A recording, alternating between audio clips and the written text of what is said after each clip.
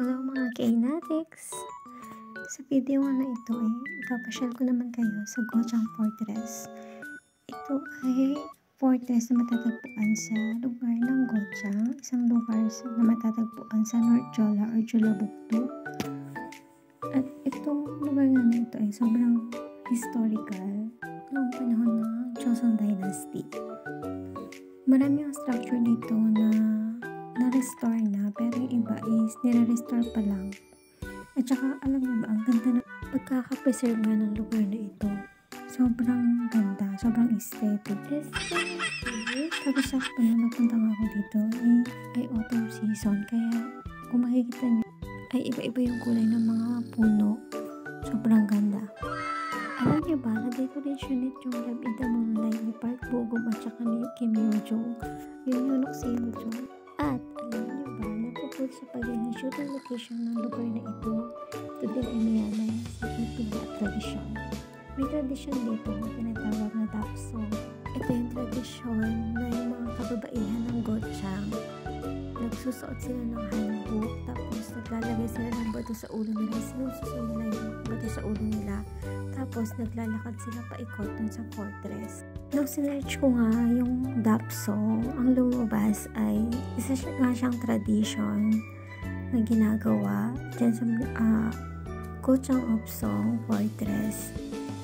Bali yung mga kababaihan is nagsusuot sila ng hanbok, yung traditional clothes ng South Korea, and then naglalagay sila ng palm-sized stones above ng kanilang ulo. Sinususun nila yung bato. Tapos naglalakad sila paikot dyan sa fortress. Tapos kapag nakaikot sila once, kahit anong sakit na meron sila is gagaling. Yun yung paniniwala nila. Tapos kapag twice naman sila nakaikot, mabubuhay sila ng mahaba at saka malusog. Tapos kapag naman nakatatlong ikot sila, ay pag namatay sila, pupunta sila sa paradise. Yun yung paniniwala ng tradition na dapsong. Diyan sa nilalakaran ko na yan, parang pathway siya. Sementado naman siya.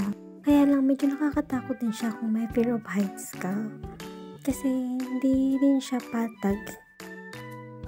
Alam niyo ba na kapag nilakan nyo to, hindi kayo mapapagod kasi sobrang ganda ng paligid. As in, makikita nyo talaga yung mga lugar sa baba. Sobrang ganda. Sobrang nag-enjoy ako nung umakit ako dyan. Kahit na may fear of heights ako. Hindi naman totally fear of heights, pero medyo nalulula talaga ako sa mataas. Pero sobrang nag-enjoy pa rin ako. Nung pagpunta ko nga dyan sa may bandang gitna, may nakita nga ako dyan na parang pagoda ba ang tawag doon, yung mga tumpok-tumpok ng stone, ng mga bato kung saan sila nag-wish. Tapos syempre, bilang bida-bida, sinubukan ko din.